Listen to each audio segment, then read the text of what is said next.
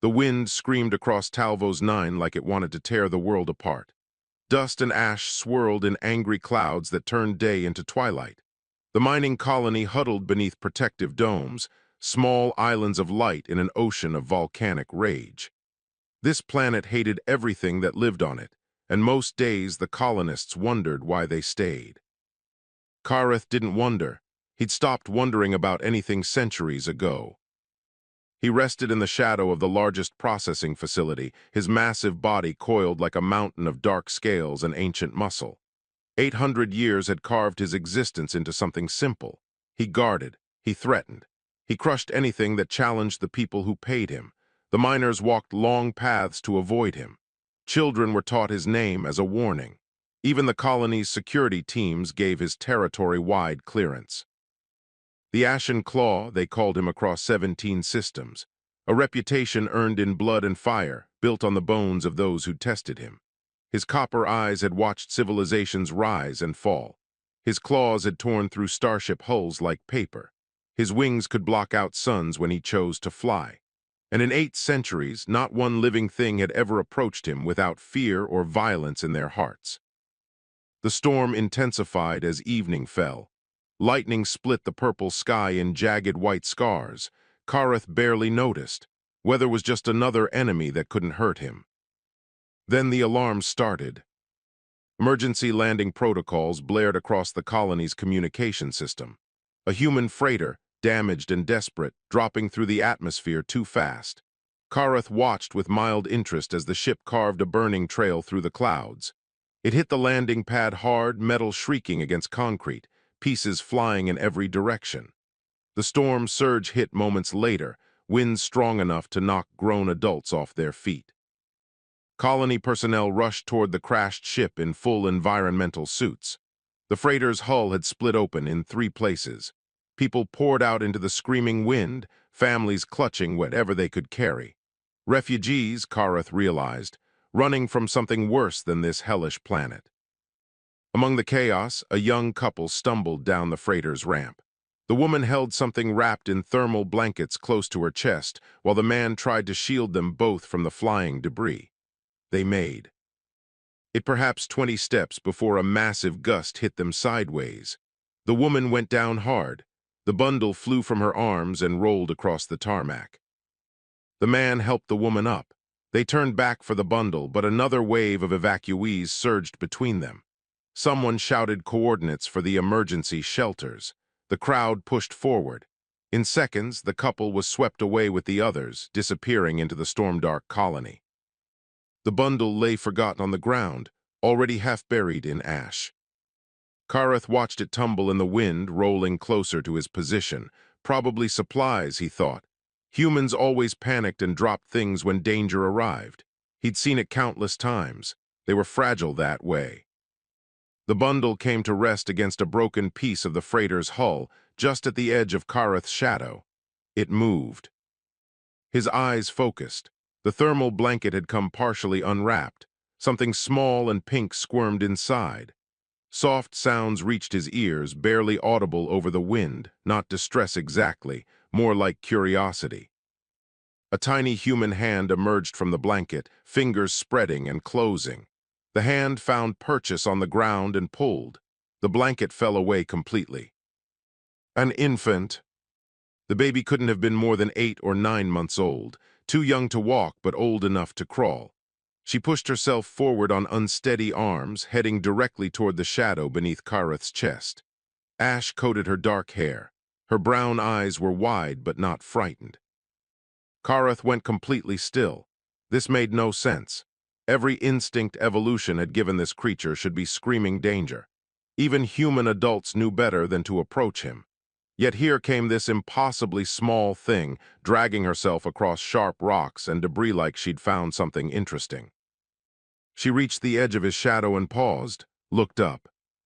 Kareth's face was 3 times larger than her entire body. His teeth could snap her in half without effort. One claw could pierce through her like she was made of mist. He'd killed things that terrified entire planets.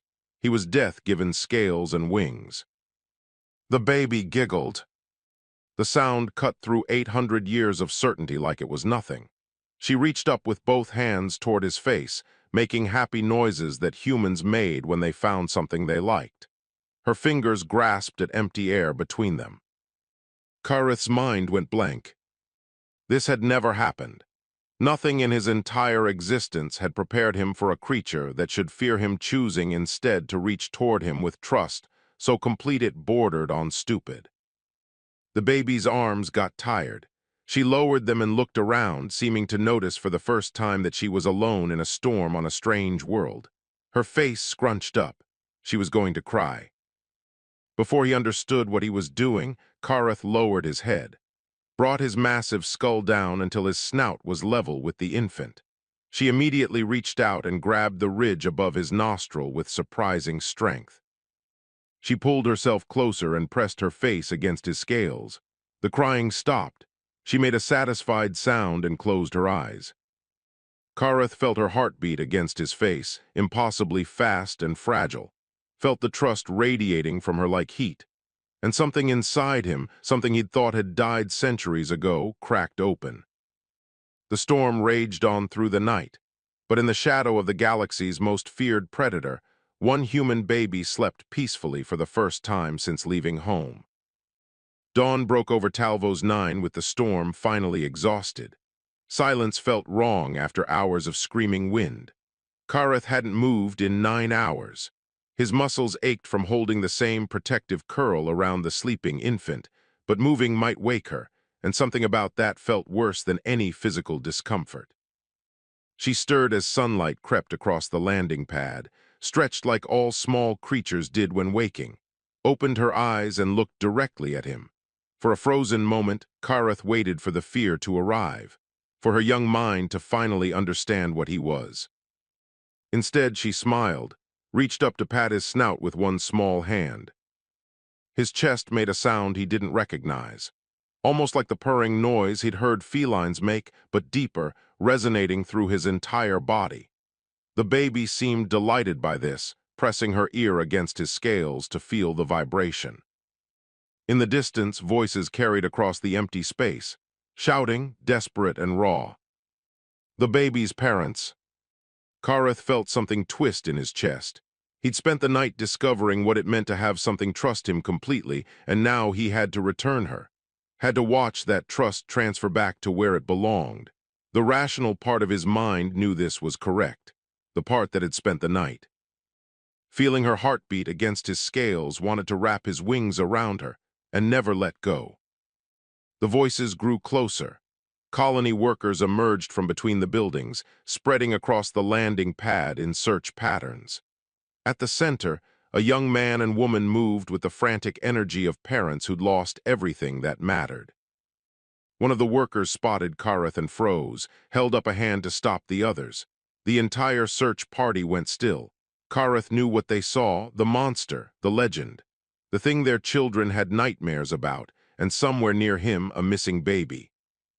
The young woman saw her daughter and made a sound that no language had words for. She started running before anyone could stop her. The young man caught up to her, both of them sprinting towards certain death because their child was in its shadow. They stopped 3 body lengths away, close enough to see but far enough to maybe escape if he attacked.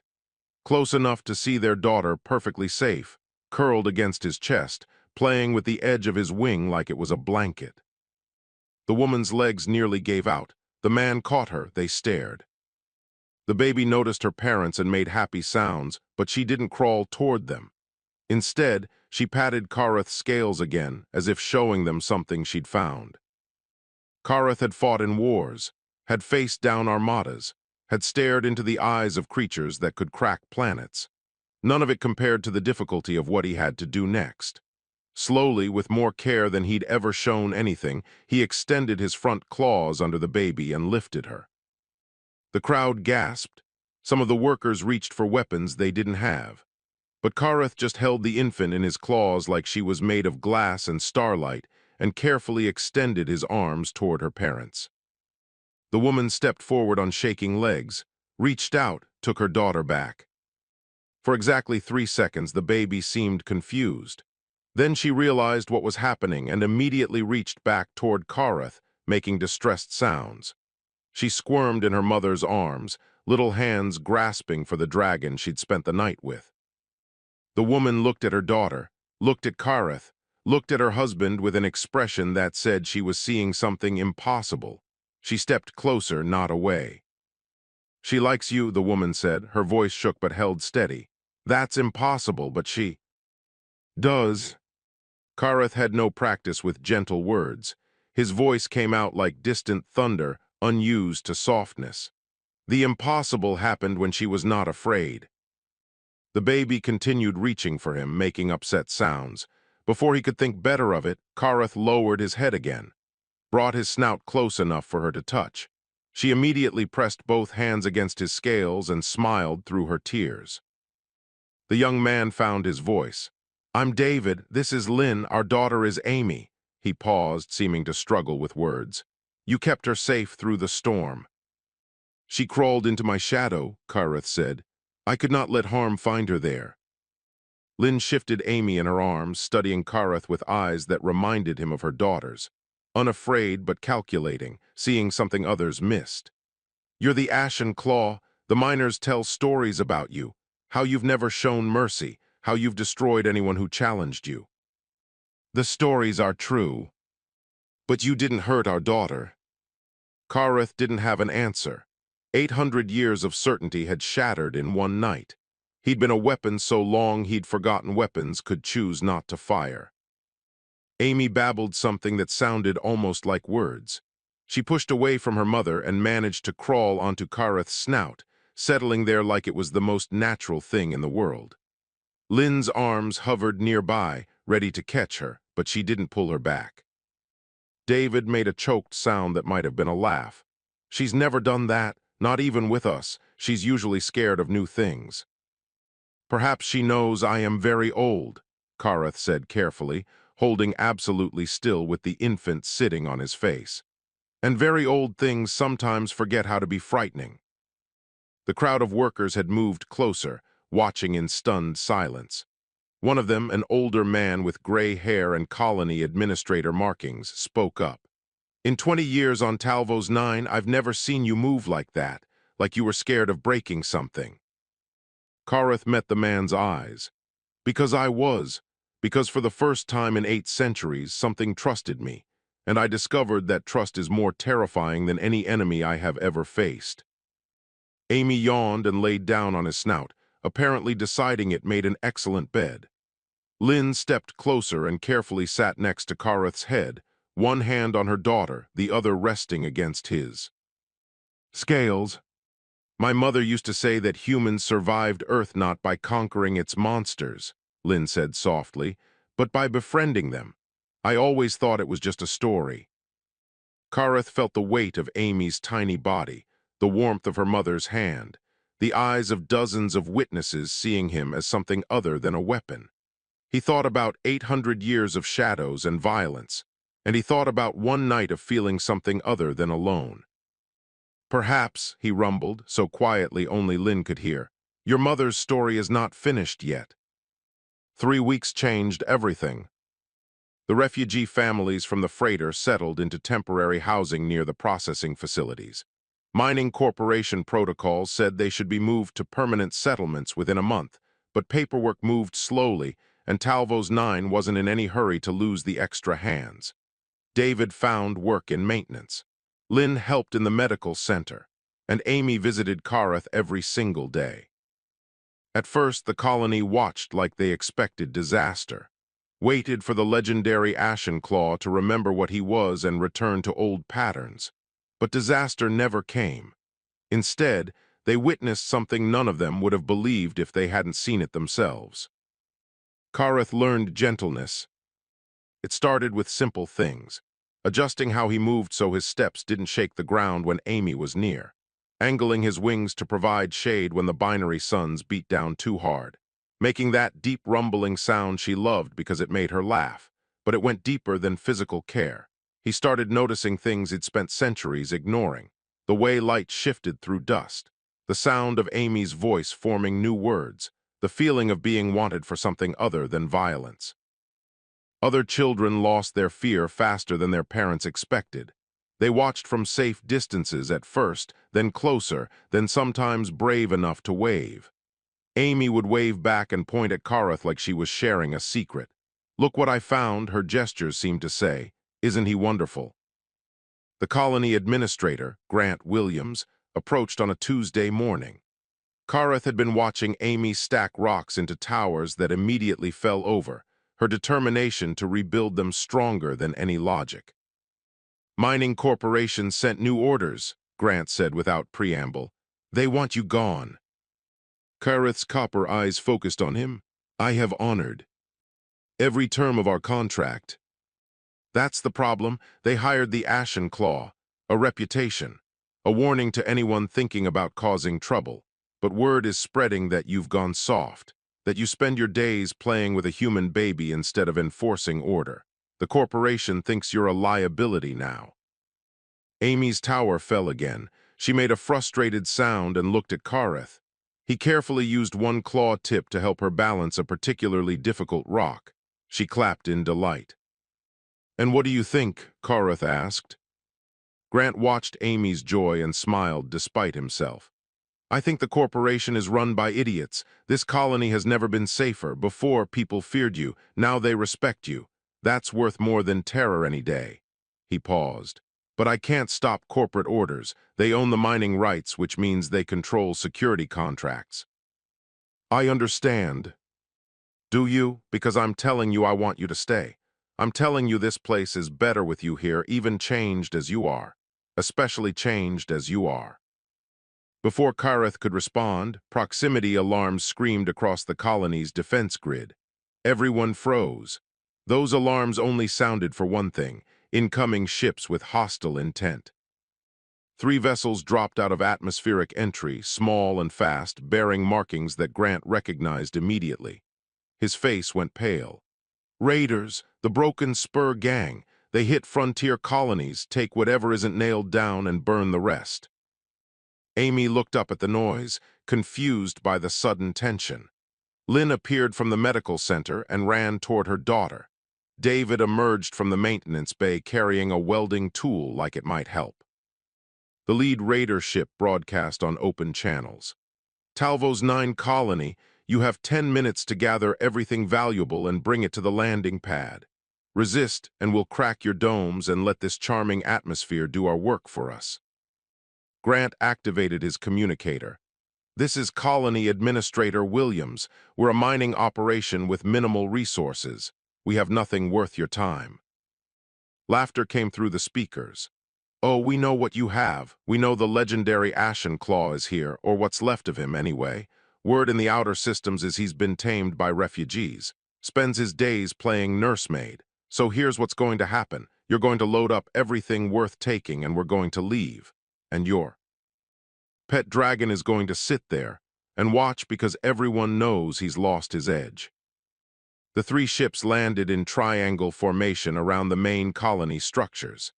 Hatches opened and raiders poured out, maybe 40 in total, armed with plasma rifles and demolition charges. They moved with the confidence of people who'd done this before. Kareth stood slowly.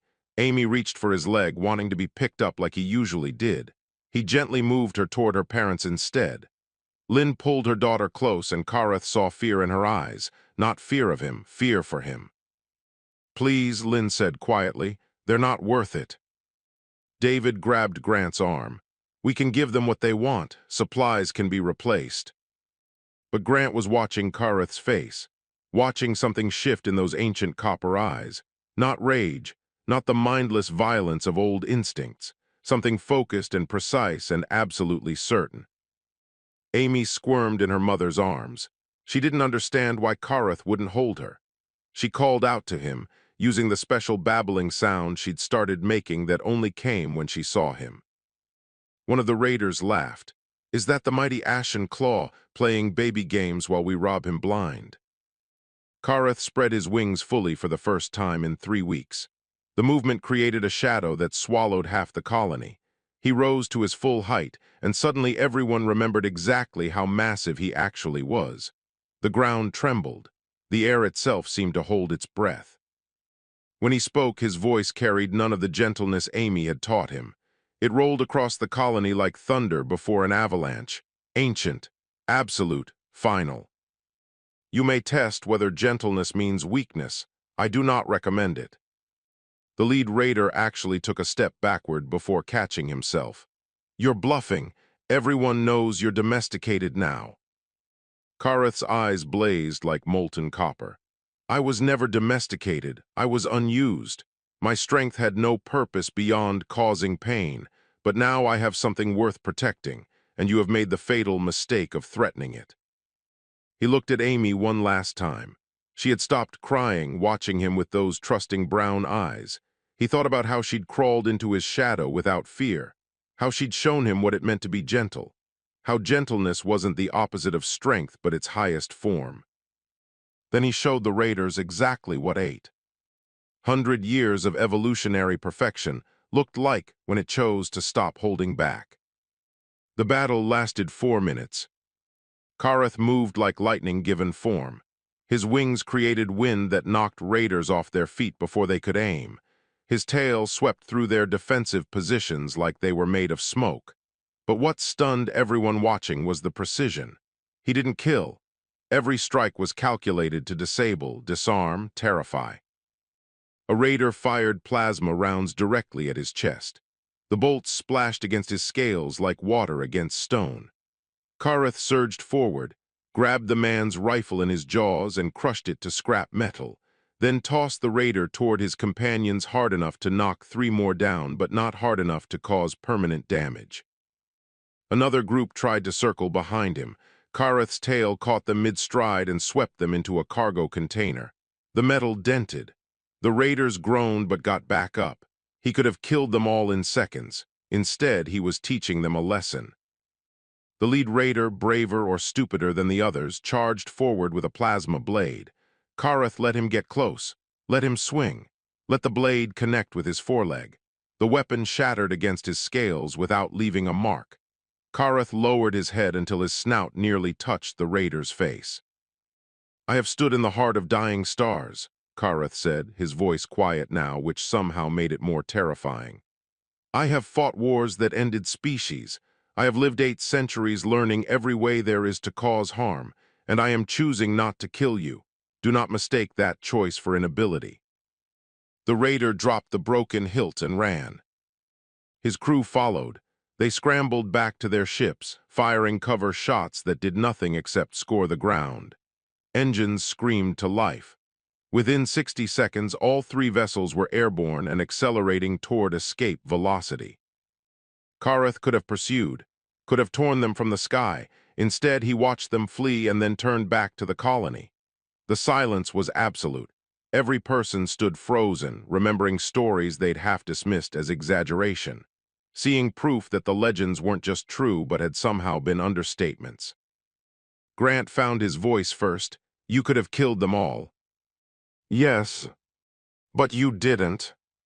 No. Why not?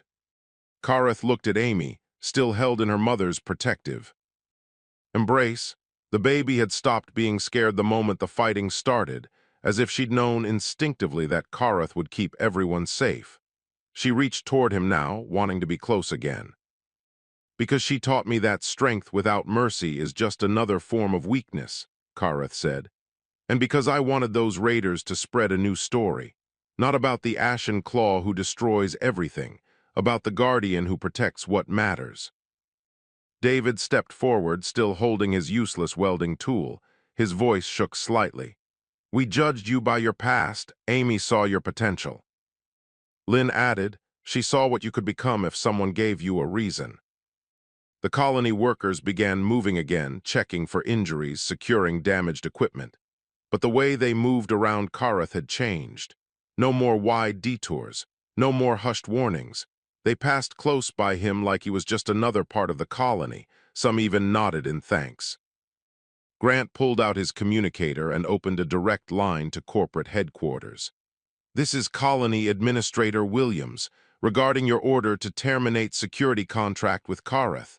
I'm formally rejecting that order. The response came back immediately. You don't have authority to reject corporate decisions.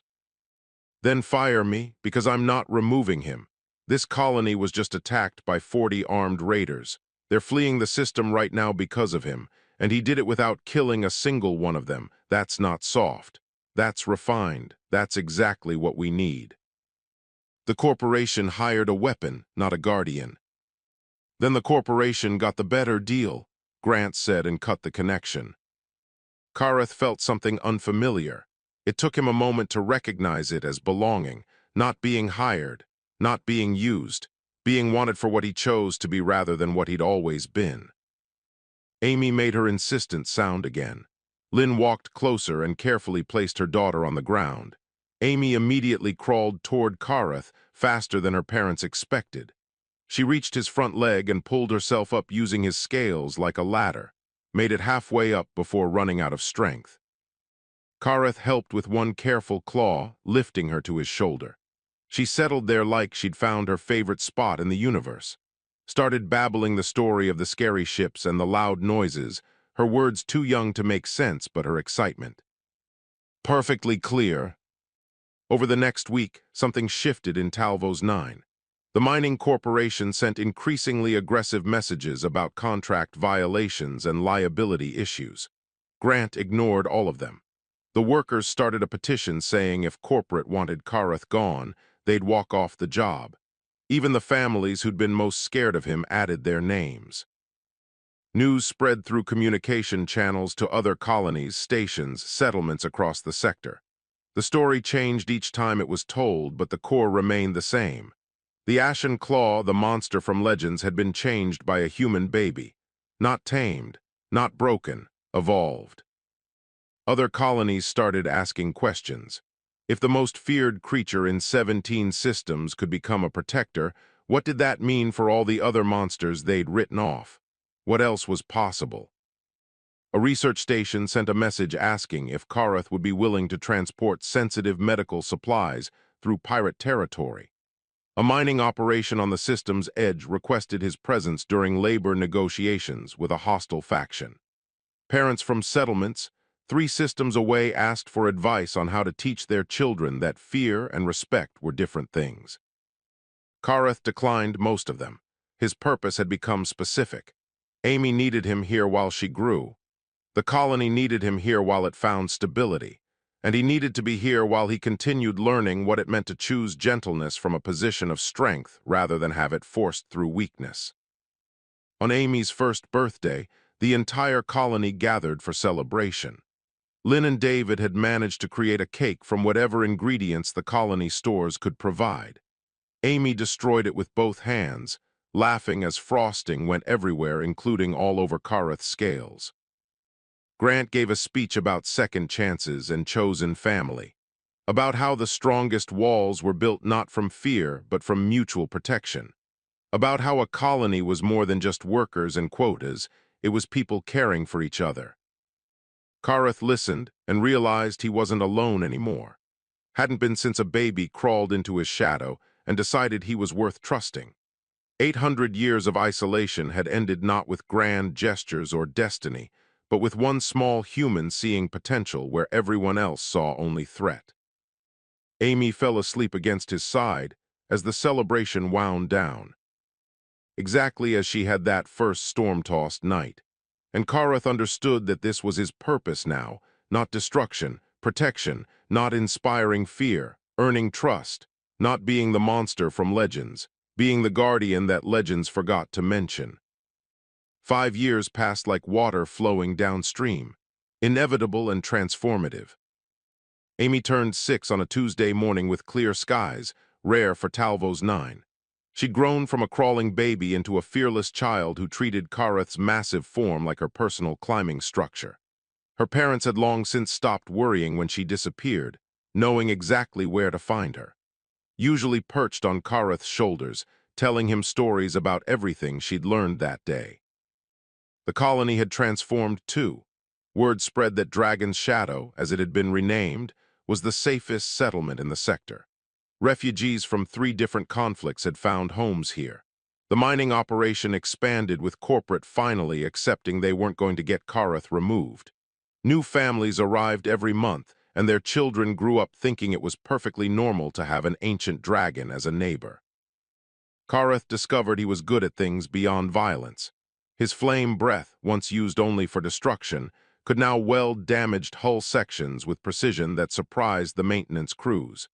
His wings created wind breaks during storms. His size made him perfect for transporting heavy equipment across terrain too rough for vehicles. And his reputation meant pirates gave Dragon's Shadow extremely wide clearance. But the most unexpected thing was the effect he had on others like him. Chitresh arrived on a cold morning in late autumn. The colony's sensors picked up an unauthorized landing 3 kilometers outside the main settlement.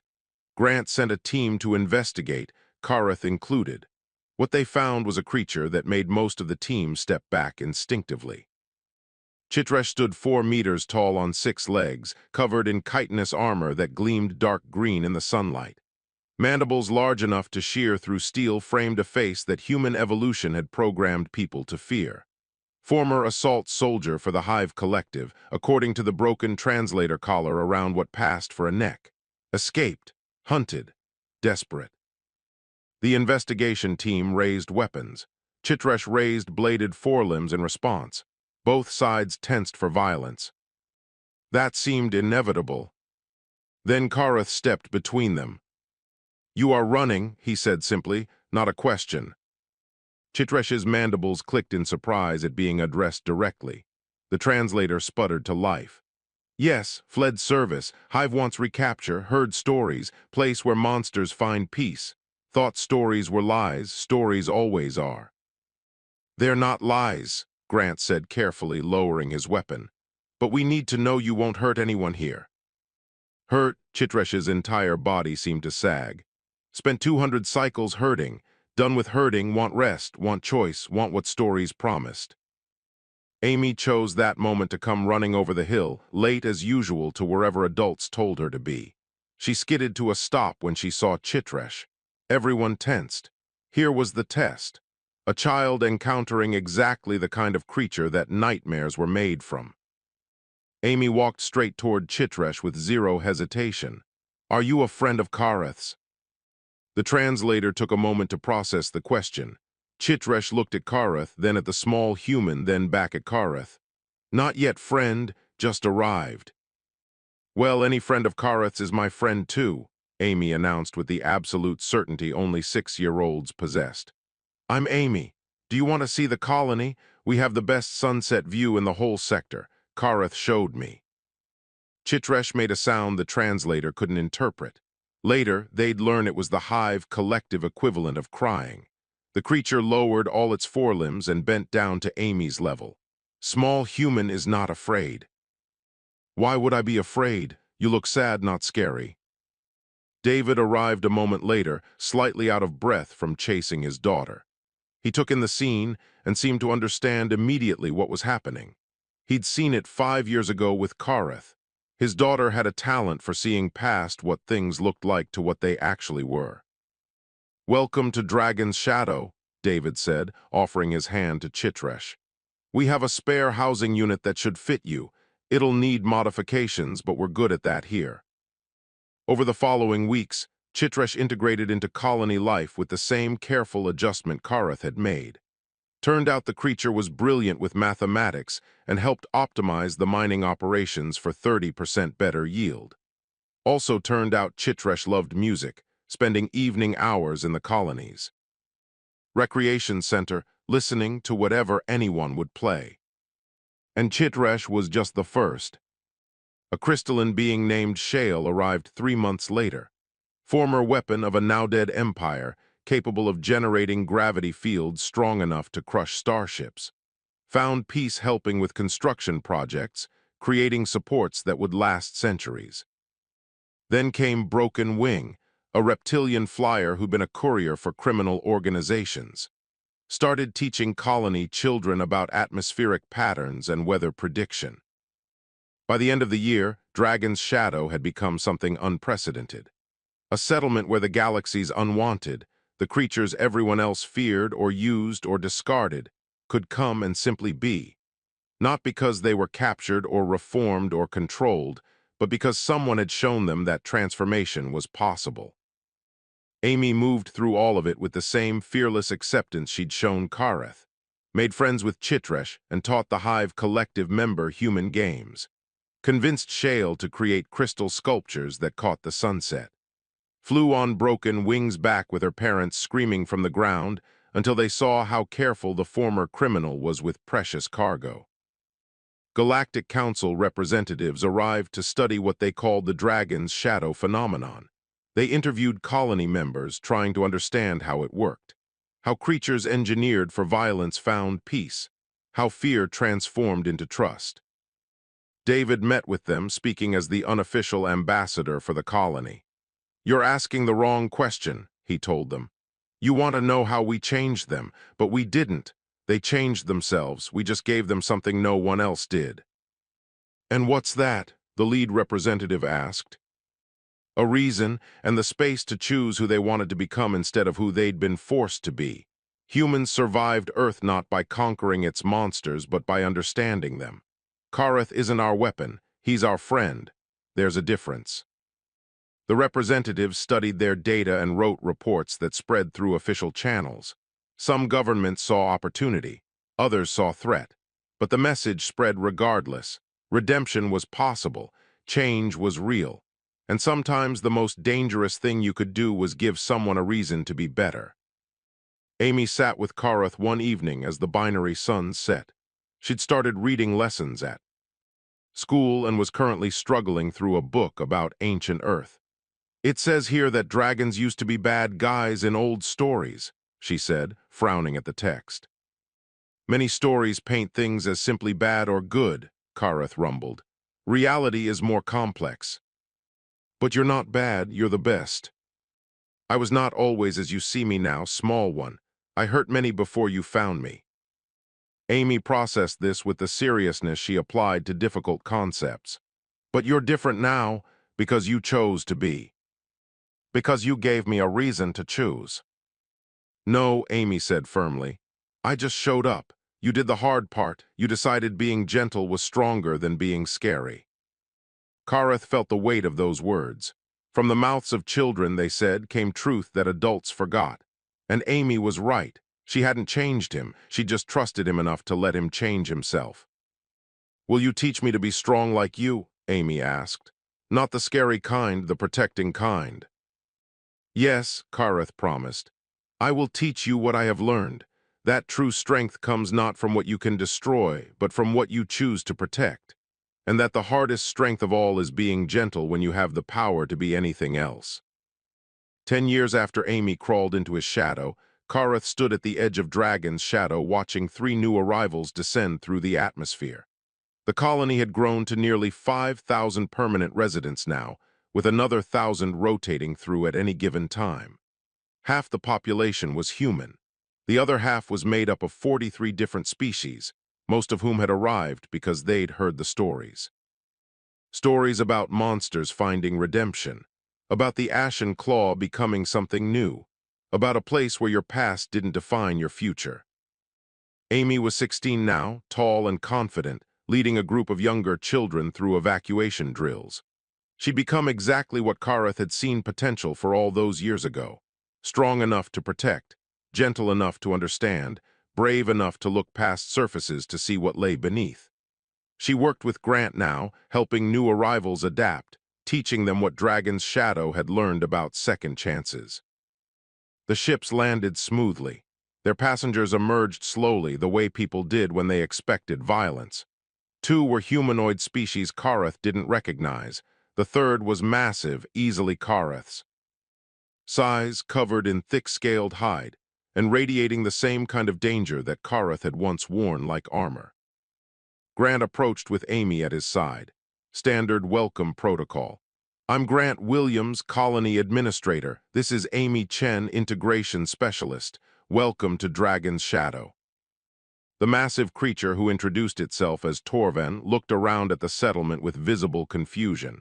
"Stories said this place accepts any who seek peace, but I see no weapons, no restraints, no guards except him." Torven gestured at Kareth. "You are not afraid." "Should we be?" Amy asked. "I destroyed 17 settlements, killed thousands. I am what your people call a war criminal. So was Kareth, Amy said simply. And Chitresh, and probably half the settlement's population if we're being honest. We don't ask what you were, we ask what you want to become. Torven's eyes, remarkably human-like despite the alien face, focused on Kareth. You are the Ashen Claw. I heard stories when I was young. You were what we aspired to be, unstoppable, merciless, perfect. I was empty, Kareth corrected. Perfection at destruction is merely another form of death. I am better now. How? Kareth looked at Amy, who smiled like she knew what he was going to say. A small human crawled into my shadow and trusted me when trust was illogical. She gave me the opportunity to choose who I wished to be rather than who I had always been, and I chose to be better. Amy stepped forward, completely unafraid of the massive war criminal looming over her. We all choose every day. The colony will give you space to figure out who you want to be, work to do if you want it. People who will treat you based on your choices here, not your past out there, but you have to make the choice. We can't do that part for you. Over the next year, Torven made that choice. Slowly, like ice melting in sunlight, the violence that had defined the creature's existence transformed into protective instinct. Torven became a rescue specialist, using that massive strength to pull people from collapsed buildings, to clear disaster zones, to be first into danger so others didn't have to be. Galactic representatives visited regularly now. Some came to study, some came to recruit. One representative from an advanced species, the Anashi Collective, spent 3 weeks interviewing colony members before requesting a private meeting with Kareth. We've analyzed your transformation extensively, the Anashi said. Her species was tall and thin, with skin that shifted colors based on emotion. Currently, she was deep blue, which Kareth had learned indicated serious thought. We've tried to replicate the dragon's shadow effect in other locations. It doesn't work. Why do you believe that is? Kareth asked. Because we're missing the essential element. We thought it was the acceptance, the lack of judgment, the opportunity for change. But those things existed elsewhere and failed. What makes Dragon's shadow work is something else entirely. Amy joined them, bringing water for the Anashi. At 16, she'd grown into her role as the heart of the colony's integration process. It's not complicated, she said. It's just hard. The Anashi's skin shifted to curious yellow. Explain. Most places that try this approach still see people as categories. Refugees, criminals, weapons, monsters. They're trying to fix broken things, but we don't see anyone as broken. Kareth wasn't broken when I met him. He was unused. There's a difference. I don't understand the distinction. Kareth rumbled softly. She means that your other settlements begin with the assumption that violence and fear are problems to be solved. Dragon's Shadow begins with the assumption that violence and fear are understandable responses to not having anything worth protecting. Give someone purpose, give them choice, give them reason to be gentle, and they will transform themselves, but only if you actually believe they can. You believe everyone can change. No, Amy said honestly. Some people are too damaged. Some have gone too far, but you can't know until you give them the chance. And if you don't believe in them, they won't believe in themselves. The Anashi departed with more questions than answers, but her report would spread through diplomatic channels. Other colonies would try, and some would succeed. Not all, never all, but enough to matter. Enough to prove that redemption wasn't just possible, but natural when conditions allowed. Amy's 17th birthday arrived during harvest season. The colony threw celebrations that lasted 3 days because Amy had touched nearly every life in Dragon's Shadow in some way. She'd helped Torven find peace. She'd taught Chitresh human music. She'd shown Broken Wing that freedom didn't mean isolation. And she'd never stopped being the fearless child who crawled toward danger because she saw potential instead of threat. On the final evening of celebration, as both suns set and filled the sky with colors that still amazed Kareth after a decade of watching, Amy found him at their usual spot overlooking the colony. Do you remember when I was little and asked you to teach me to be strong? She said, settling against his side like she always had. I remember everything from the moment you entered my shadow. I think I understand now what you meant, about being gentle when you have power to be anything else. It's not about being weak or nice. It's about having enough strength that you don't need to prove it, that you can choose kindness because you're secure enough in yourself that you don't have to hurt things to feel strong. You have become the teacher, Kareth said softly. Because I had the best teacher. They sat in comfortable silence as stars began appearing in the darkening sky. Dragon's shadow spread below them, lights coming on in homes and shops and community centers. A colony built not on fear, but on the radical idea that anyone could choose to be better if someone believed in them enough to let them try. Kareth thought about 800 years of violence, about being a weapon so long he'd forgotten weapons could choose not to fire, about the night a baby crawled into his shadow and shattered everything he'd believed about himself, about 10 years of learning that gentleness wasn't weakness, but the highest form of strength. A dragon had never been gentle because a dragon had never been given a reason. One small human with absolutely no fear and infinite trust became that reason. And in being gentle, Kareth discovered he was stronger than he had ever been when he was only fierce. Because true strength wasn't about what you could destroy. It was about what you chose to protect. And more importantly, who you chose to become when someone finally gave you the choice. Amy fell asleep against his side as she had 10 years ago. And Kareth kept watch over Dragon's shadow, guardian of a place that proved every day that monsters were just people who'd never been given a reason to be anything else.